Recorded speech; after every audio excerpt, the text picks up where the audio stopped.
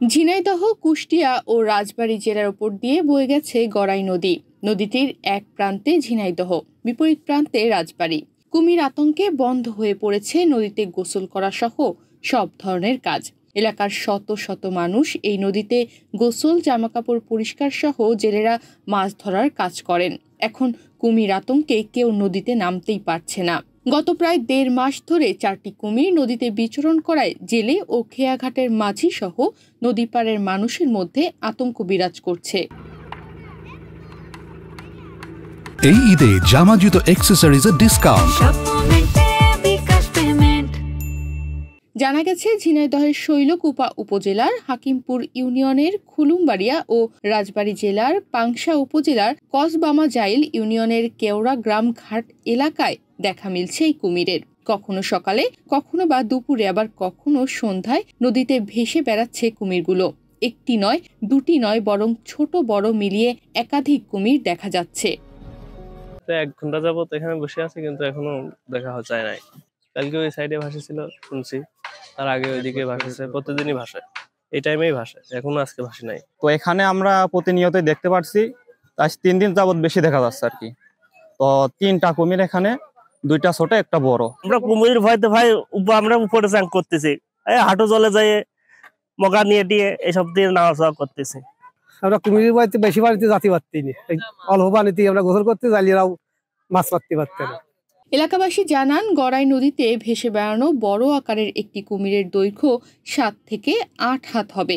তবে তার সঙ্গে 3টি বাচ্চা কুমিরও রয়েছে। এতে এলাকায় আতঙ্ক ছড়িয়ে পড়েছে। কুমিরের ভয়ে কেউ নদীতে নামার সাহসী পাচ্ছে না। স্থানীয় তরুণরা নদীর ওপার রাজবাড়ী জেলার কেওয়া গ্রাম এলাকা থেকে নদীতে ড্রোন উড়িয়ে বড় একটি কুমির ভাসতে দেখেছেন। ড্রোন থেকে ধারণ করা কুমিরের ভিডিও এখন সামাজিক যোগাযোগ মাধ্যমে ভাসছে।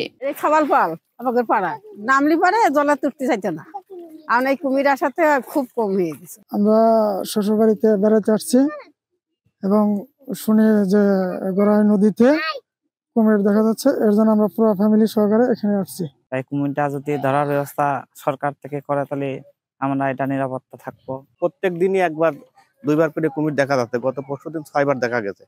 এরপরেও যদি এখন প্রশাসন কোনো পদক্ষেপ না নেয়, তাহলে এই যে নদীর 2 পাশের দ্বারা জনবসতি, এরা তো আতঙ্কের ভিতরে, জীবন হুমকির ভিতরে বসবাস করতেছে।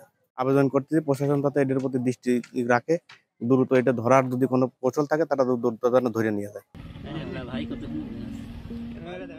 এদিকে কুমিরের অবাধ বিচরণের জন্য নিরাপদ আবাসস্থল গড়ে তোলা ও নদী পাড়ের বাসিন্দাদের নিরাপত্তার স্বার্থে সচেতন করতে প্রশাসনিক উদ্যোগ প্রয়োজন বলে মনে করছেন সচেতন মহল। রাষ্ট্রীয়ভাবে এই কুমিরের অবাধ চলাফেরা এবং কুমিরের নিরাপত্তা নিশ্চিত করা উচিত। এখানে একটি অভয়াশ্রম করা উচিত।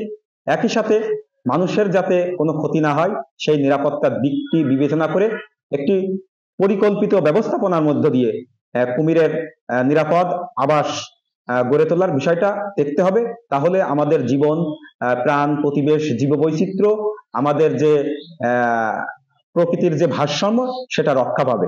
ঝিনাইদহ সহ 4 জেলার সীমান্ত দিয়ে বয়ে যাওয়া গড়াই নদীর পার এলাকায় প্রায় লক্ষাধিক মানুষের বসবাস রয়েছে। কুমির দেখা যাওয়ায় তারা নদীতে দৈনন্দিন কাজ করতে ভয় পাচ্ছেন। এছাড়া নদীতে মাছ ধরতে না পারায় স্থানীয় জেলেদেরও সংসার চালাতে হিমশিম খেতে হচ্ছে। কুমিরগুলোকে অন্যত্র সরিয়ে নেওয়ার প্রয়োজনীয় ব্যবস্থা নেবে প্রশাসন, এমনটাই চাওয়া স্থানীয়দের। তনিমা রহমান, বাংলাদেশ প্রতিদিন।